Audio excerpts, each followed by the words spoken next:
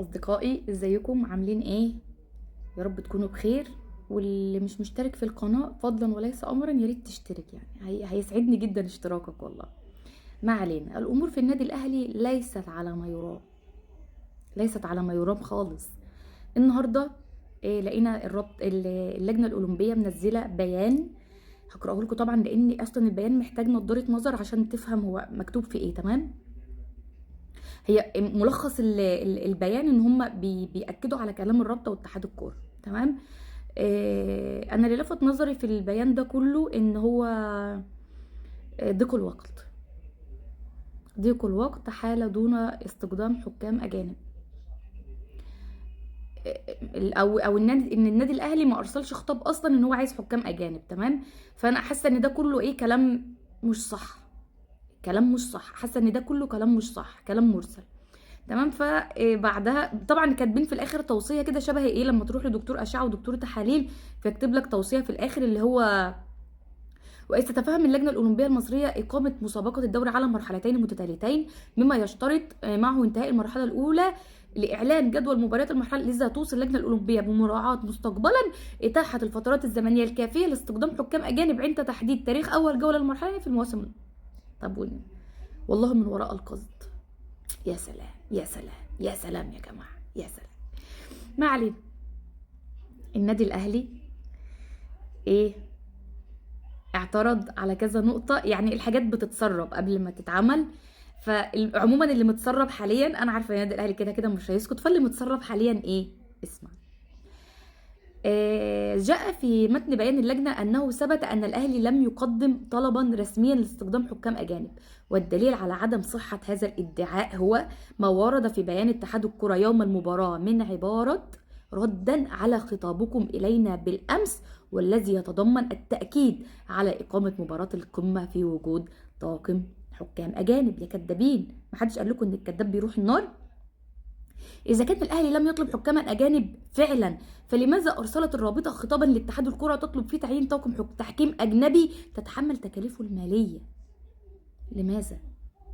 وبعدين الأهلي أرسل بالفعل خطابا لكل من اتحاد الكرة ورابطة الأندية بتاريخ 10/3/2025 للتأكيد على إقامة المباراة بطاقم تحكيم أجنبي، وتم تسليم صورة من الخطاب للجنة الأولمبية. حلو الكلام. بيان اللجنة الأولمبية لم يتطرق لبيان اتحاد الكرة الذي يقر فيه بتواصل رئيس النادي الأهلي ورئيس رابطة الأندية مع رئيس اتحاد الكرة لطلب حكام أجانب لمباراة القمة. فكيف يكون بعد كل ذلك الأهلي لم يطلب حكام أجانب؟ هاو؟ كيف؟ تمام. في نقط تانية طبعا، خلينا نشوف ايه ما السر وراء إعلان جدول المباريات فجرا؟ الأمر الذي يثير كل الشكوك. لماذا لم يتطرق بيان اللجنة إلى استجابة الأهلي لوساطة وزير الرياضة باستخدام حكام أجانب في ظرف 5 ساعات مع تأجيل المباراة 24 ساعة، وهو ما لم يستجيب له اتحاد الكرة ورابطة الأندية؟ ما هي عصابة بقى، ما هي عصابة. لماذا رفقت اللجنة طلب الأهلي الذي تقدم به مرتين للاطلاع على رد كل من رابطة الأندية المحترفة واتحاد الكرة، مثلما قامت اللجنة باطلاع الطرفين الاتحاد والرابطة على شكوى الأهلي وما تضمنته من مستندات، كما رفضت أيضا طلب الأهلي بعقد جلسة استماع لشرح الملف الذي تقدم به النادي في هذا الخصوص. أوصت اللجنة بإتاحة الفترات الزمنية الكافية مستقبلا لاستخدام حكام أجانب، وهو إقرار منها بأن رابطة الأندية المحترفة المنوطة بتنظيم مسابقة الدوري لم تراعي إتاحة الوقت لاستخدام حكام أجانب لمباراة القمة، وهي التي تعلم بأهمية المباراة.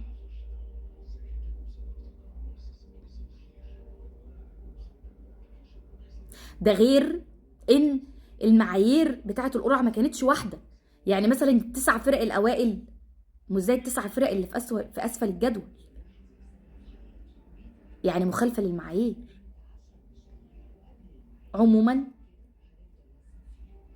عموما اللي هنطلع منه من ده كله، عشان بس اخواتي الاهلاويه اللي بيقولوا ان النادي الاهلي خلاص وفي شنك وبلح واحنا ما معناش وما معناش، لا يا جماعه، لا يا جماعه، فيه في كتير، في يثبت ان الرابطه واتحاد الكوره فاسد، في يثبت يعني اتمنى من كل قلب. هو مش هينفع يرجع في كلامه، كابتن محمود الخطيب مش هينفع يرجع في كلامه باي حال من الاحوال، مش هينفع.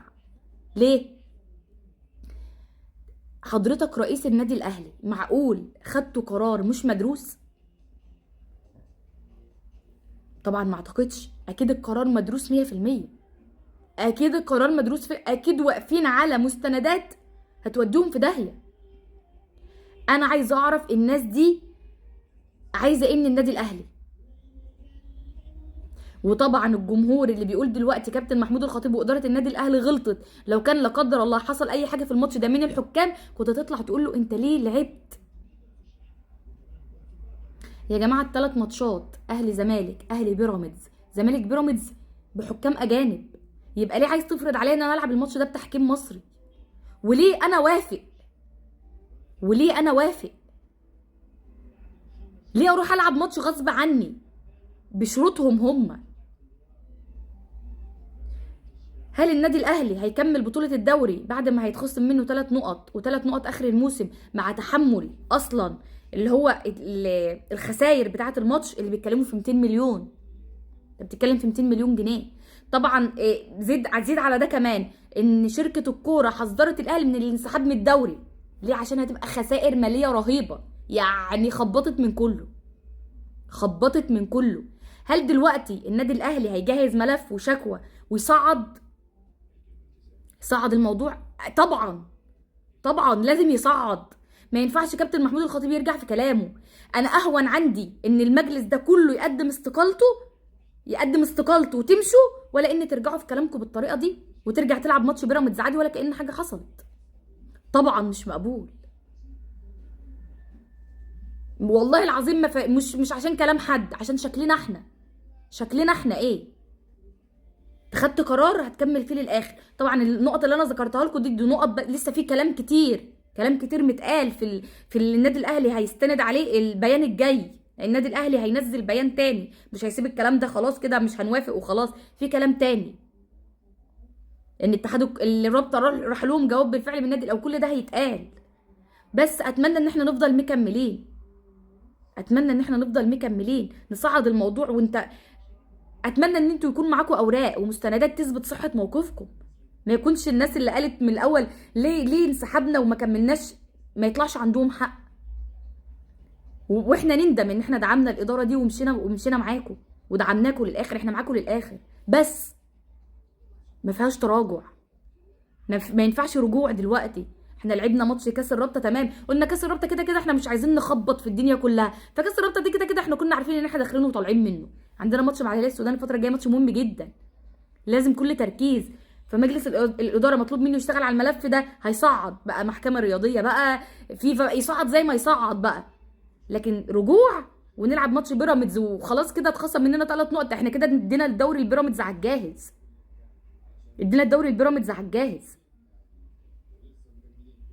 مش هينفع ان احنا نرجع في كلامنا دلوقتي، لازم نكمل، نصعد الموضوع ونكمل للاخر ونشوف، وزي ما ترسى احنا كده كده معاكم. بس حذاري ان احنا ونرجع نلعب ماتش بيراميدز ولا كأن حاجه حصلت. ما كناش خدنا القرار ده من الاول، وكنا لعبنا ماتش الزمالك عادي جدا. قولوا رايكم في الكومنتات، وشايفين ايه اللي هيحصل الفتره الجايه. شايفين هل كابتن محمود الخطيب هيرجع في كلامه وهيرجع يكمل الدوري عادي؟ شايفين هل الموضوع هيتصعد وهيبقى في كلام تاني؟ شايفين ايه من وجهه نظركم؟ اكتبوا لي كومنتات، وما تنسوش تشتركوا في القناه زي ما قلت لكم.